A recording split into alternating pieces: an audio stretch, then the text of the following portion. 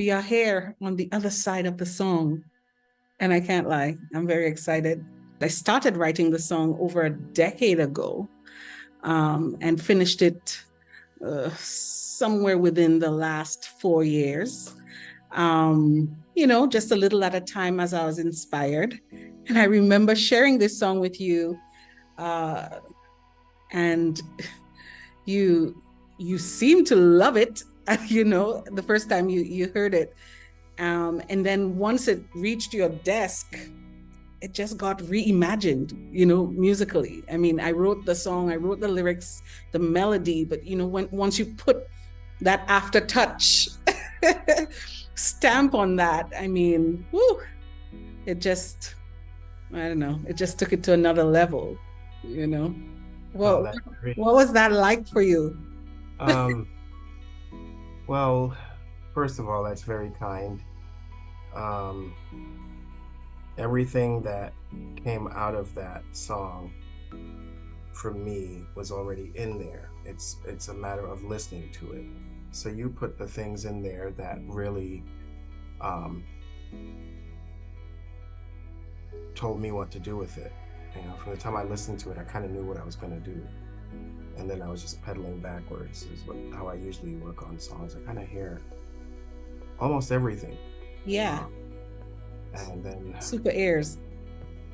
I, and then I'm pedaling backwards to get that because I'm already at mix. You're a talented and a gifted songwriter, and you're a smart writer in that you know how to write for your voice, because you definitely have a melodic thing, signature-ish wise, about patterns in most of your songs, and that that makes what you do special. And then when I get a chance to poke Work your around magic. on it, and then it's kind of a win-win already. It's a connection happening already, because in Yeah, my mind I'm also envisioning the vocal. You allowed me to do that. You gave me, you know, that uh, freedom. yeah. That I freedom. That's Mhm. important. That's important for me. The artist has to trust themselves, and then they also have to trust me. I wanted to just, if I could walk through your mind a little bit, what happens in your mind when you hear a song? Like you heard the song, I would have sent it to you, I would have sent a demo to you. And at that time, obviously, there was, the melody, but no music. Hmm. And then that song, once it hits your desk, it could move in so many different directions.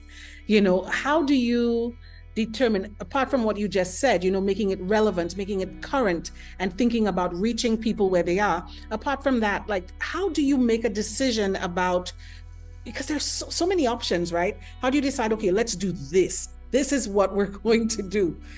With your song, uh,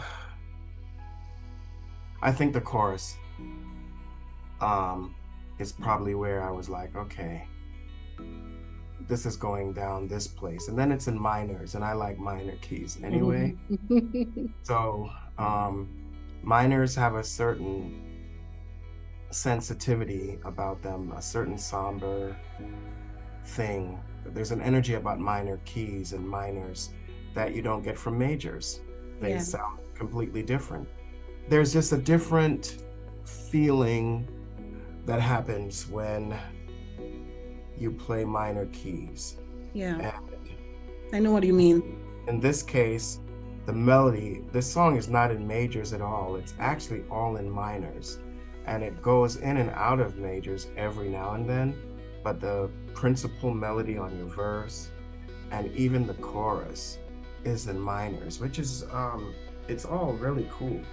So I wanted to orchestrate, if you will, that minor thing and make it take the emotion that I was getting from it and make it high def without getting in the way of the melody. The bridge is a place where it kind of does go to the major for a minute, but Hmm. then it goes back. So I just wanted to obey the song. That's really my job, is to obey the song. And Because you did a fantastic job. I mean, I, you blew me away. You blew me away, you know. You took my raw material and you reinterpreted it in a language that so many could understand. You know, it is so relevant. It is, and you know, the message is relevant, and we needed a some we needed a carrier to really represent that message, and you know, to translate Truthfully, that message to the people. Hmm? you are the carrier. I'm just in the background Are you somewhere. very humble? It's the Now, truth. you didn't do this alone. Let's talk a little bit about Ruel Lynch because he would have played a part in this as well. Ruel always Um, plays a part. hmm? Ruel always plays a part. He's my, Yeah, very talented producer my as well. What yeah, did Ruel do on this project? he's my brother, and he is a genius. Yeah. He worked on the rhythm part of the track, Hmm. um, the And it drum. has a kind of Afrobeat There's a thing certain going on there. beat with an undertone of Latin happening a little bit in it. Hmm. And he also did the BGVs. I Hmm. love the way his mind works. He is definitely an architect as well, and a very sound architect. When you give him a vision for something, he sits down to draw it, and when he shows it to you, go, yeah, that's what I'm thinking. Yeah. Um, Hmm. And Ruel, yeah, so Ruel actually did all of the BVs on the song. And what yeah, one of the things that I like about it is that it actually sounds like he is wailing in the beginning. You know, it's a cry from deep within. The song is called His Love. And we're actually working on a video right now. It's almost, well, the filming part is almost done. And it's all about emotion, right? yeah, a It's all lot of emotion. The protagonist is going through a lot. And that wailing that Ruel does in the beginning, it just fits right in to yeah, whatever she's going through. You know what I mean? yeah. Everything just fits. He's feeding off of the music as well, Yeah. and responding to it that way. You Mm-hmm. know, sometimes we actually hear stuff and we go, nah, we can't do that. Rule doesn't do that. He goes, yeah, let's do that. You Yeah. know, and that kind of spontaneous creativity based on what you're getting from it at that moment is a Mm-hmm. thing. And that's what Ruel brings to the situation outside of his genius ears and his vision of how the room looks musically. He brings that spontaneous energy creatively Definitely. when it's happening. So that crying isn't staged. That crying is what he's responding to Into, from yeah. those minors. And you know, Mm-hmm. listen, if you think about Negro spirituals, Mm. not that this is necessarily one, uh, but then what is the qualification, right? But Mm-hmm. most of them, there are a lot, I won't say most, but there are a lot of them that are in minors. Yeah, And it's true. invoke this kind of energy that Mm-hmm. makes you do this. Yes, yes, yes, of course. So, yeah, without Rule, you know, no song production the way the vibe that it turned out, you Yeah, know. that was right. That was on another level, you I know.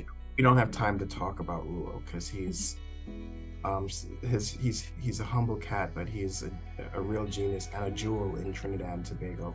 He's Yes, probably easily one of the top 5 or top 3 producers in that country. in Trinidad. Mm-hmm.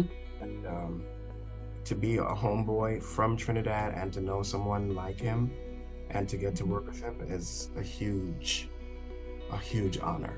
It's a huge, Yes, yeah. and I, of course, I get to eat the fruit of your labor, both of you, you know. My Lovely. gosh. Yeah, you guys came together. You're based in Nashville, he's in Trinidad.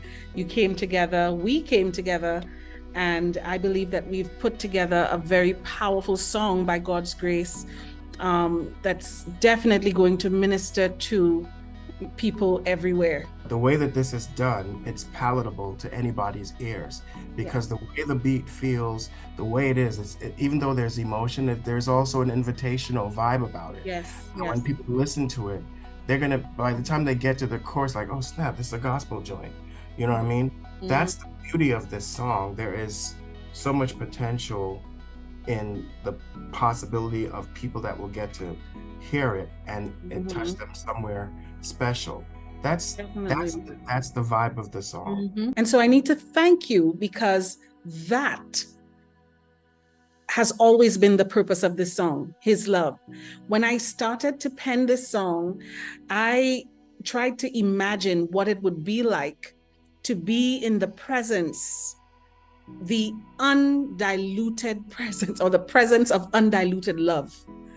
I wanted to try to imagine what it would be like to be in the presence of undiluted love, and to share that experience with other people, because so many of us are living life, trying to find love in all the wrong places without realizing that love, the love that we really need to fill that void, that God-sized void inside of all of us, has been there.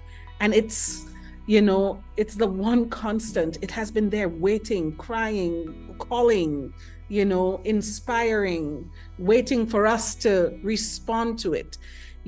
So thank you for helping me to carry that message. I believe in you. I believe in what you do. I mean, I've listened to you sing for 900 years. And, over those 900 years, we talked about working on music. I have some music yet still that I want to do with you. And we got an opportunity to do this one. Yeah, we still, I'm grateful that I get a chance to let you see your music through my eyes, because it's one thing to tell a person, hey, this is how I hear you, and you could do this or do that. It's another thing to say, okay, here, now sing to this. This is how I see you audibly. I have always been surrounded by some of the best singers, musicians, and producers. And I think there was a time where I just didn't think I had anything different or unique to give. I'm like, they're doing it all already. So God had to really do a work in me and help me to realize that there was something unique, that, a unique plan that He has and calling that He has on my life. Here you are, and, congratulations. Thank you. I'm excited.